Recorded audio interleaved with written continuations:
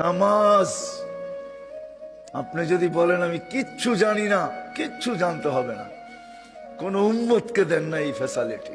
বলছে ইমামের পিছনে পড়তে থাক, ইমাম যেরকম করতেছে করতে থাক। ওলামাদেরকে জিজ্ঞাসা করেন আপনি কিচ্ছু জানেন না, শুধু দাঁড়ায় থাকবেন, যতক্ষণ দাঁড়ায় থাকতে অতক্ষণ দাঁড়ায় থেকে রুকু সেজদা করবেন আর চেষ্টা করতে থাকেন শিখার। যতদিন পর্যন্ত শিখতে না পারবেন ততদিন পর্যন্ত নামাজ পড়তে থাকবেন, ওগুলো লেখা হইতে থাকবে। বরং তো আমি বলি আপনি ডাবল সওয়াব পাবেন, ডাবল। নাইলে এই হাদিস কোনোদিন আসতো না, ওয়াল্লাযী ইয়াকরাউল কুরআন ওয়া হুয়া ইয়াতাতাআতাউ ফালাহু আজরান। যে কোরআন ঠেকা ঠেকা পড়ে, পড়তে পারে না কিন্তু চেষ্টা কইরা কইরা পড়তে চাইতেছে, আল্লাহ রসুল বলে তাকে ডাবল সওয়াব দেওয়া হবে। আমি পাবো 1 গুণ, আপনি পাবেন 2 গুণ। আমি পাবো প্রত্যেক হরফে 10 নেকি, আপনি পাবেন 20 নেকি। ডাবল দিবে, ডাবল। ভাবেন না কত বড় মূল্যায়ন করেনেওয়ালা আল্লাহ। মূল্যায়িত করে, মূল্যায়ন করে। দুনিয়ার মানুষ এত মূল্যায়ন করে না। ও দুনিয়ার মানুষ মূল্যায়ন করবে অতদিন স্বার্থ আছে যতদিন, স্বার্থ শেষ আর মূল্যায়ন করবে না। মূল্যায়ন করবে অতদিন সম্পর্ক আছে যতদিন, তারপরে আর মূল্যায়ন করবে না।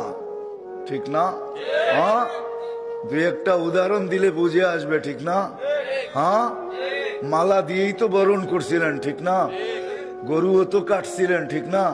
কিন্তু মেয়ের সাথে সম্পর্ক খারাপ হয়ে গেছে, গলায় রশি বান্ধা কোটে নিয়ে দাঁড় করাইছেন, ঠিক না? হ্যাঁ, আবার শ্বশুর হওয়ার আগেই বিয়ের মজলিসে বসছে, এখনো কবুল কয় না, এর আগেই পানি পুনি সব জড়ায় আব্বা আব্বা ডাকতে ডাকতে জান শেষ, ঠিক না? সম্পর্ক খারাপ হয়ে গেছে, কয় তোরে দেখিস, আগেরটা কইলাম না, ঠিক না? দুনিয়ার মানুষ এরকমই, আল্লাহ এরকম না। আল্লাহ তো আল্লাহ।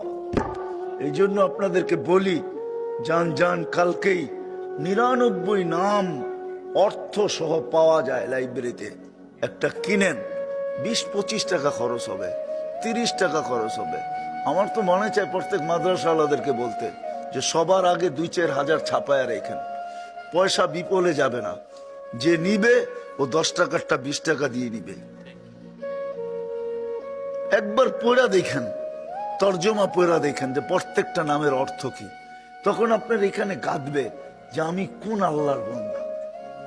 এখন তো আল্লাহ চিনি না, তর্জমাই জানি।